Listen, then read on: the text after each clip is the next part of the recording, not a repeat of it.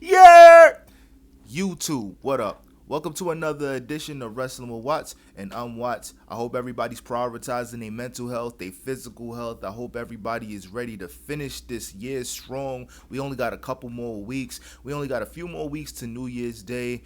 This year has been up and down. It's been really shaky, but at the end of the day, we got through it, and that's all that matters, and that's all that counts, really. Today, I want to talk about the presentation of Javon Evans, Obafemi, Lash Legend, and Carmelo Hayes.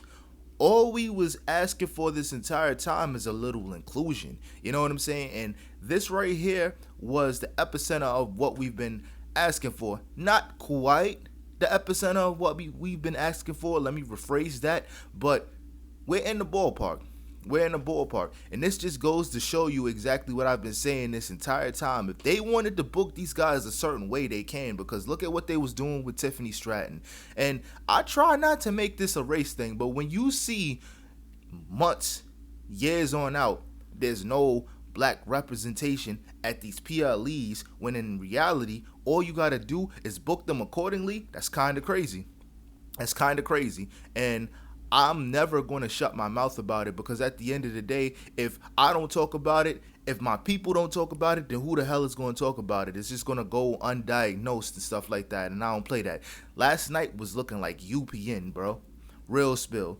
Overall, Obafemi's presentation, and it just be the little minute details. It be the little small things that will make a promo go a long way. You know, the way Obafemi came out, he was looking like the final boss. He was looking like a prince. He was looking like a king. He was looking like the king of the entire jungle, bro. Real spill.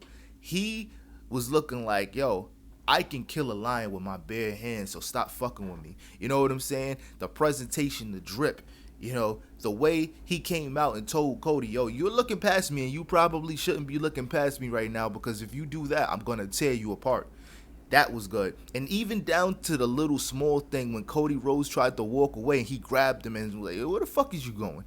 That right there, it just be the small things that will get you over and will go a very long way. So when I seen all of that, I was happy. I was like, yo, this is what I've been talking about this whole time. Javon Evans, he pinned The Miz, a two-time Grand Slam champion, a two-time world champion. He pinned that man clean. And even the exchange that they had backstage was fire. Oh, yo, come on, Unc. I'm not your Unc. Don't call me Unc, nephew, this and that. Like, that was fire. That was fire. Lash Legend, she's been on a tear lately. She's been whooping Charlotte Flair and Alexa Bliss ass. Who else? The Kabuki Warriors too. And now she got a new theme song. I like the Chicken Head theme song a little bit more, but this one is hard too. This one will probably get over with the crowd, because unless you're cut from a different cloth, you're not going to know what her past theme song was referencing for real. You know what I'm saying? But she looked good in the match against Alexa Bliss, and she's been doing her thing, and the crowd is getting behind her. You know, Nia Jax is a good person for her to be a tag team with, and I think that they get those tag team titles a lot sooner than people think. So that's going to be lit. I already mentioned Javon Evans. Carmelo Hayes. Carmelo Hayes had the ability to do this the entire time, so I wasn't really pressed at all. I knew that once Melo got the ball, he was going to run with it, and that's exactly what he's been doing. The crowd is chanting Melo every time his theme music comes on the screen and whatnot. His Titantron comes on the screen with the big hymn on it. They get excited. The crowd is starting to pop. We're seeing like somewhat of a changing of the guard, and I don't know how long this is going to last. I'm not going to get too excited, but those were the highlights of Smackdown. I'm not going to lie, we need to get Solo Sikoa away from the Wyatt 6 and the MFTs. I'm waiting for them to turn on Solo so that he can actually be the street champion again. That's what we need. Nothing else really got me too excited about anything that happened on Friday Night Smackdown. Damian Priest and Rhea Ripley teamed up against Aleister Black and Zelina Vega, and Zelina, you know, they was botching. I ain't gonna lie. This right here, if you want to talk about a fall from grace, with all due respect to Damian Priest, going from being the world champion, when in reality, I'm gonna be real, Damian Priest should have never been the world champion. He should have never been the world champion. I like Damian Priest, but His ceiling should have been the Intercontinental title. Intercontinental, United States, because him being the world champion, and though he did have a couple good matches with a couple good people, it meant nothing. It meant nothing when you got to wrestle on superstars again. Or, I mean, main event, whatever. Like, you wrestling on the equivalent of velocity and heat.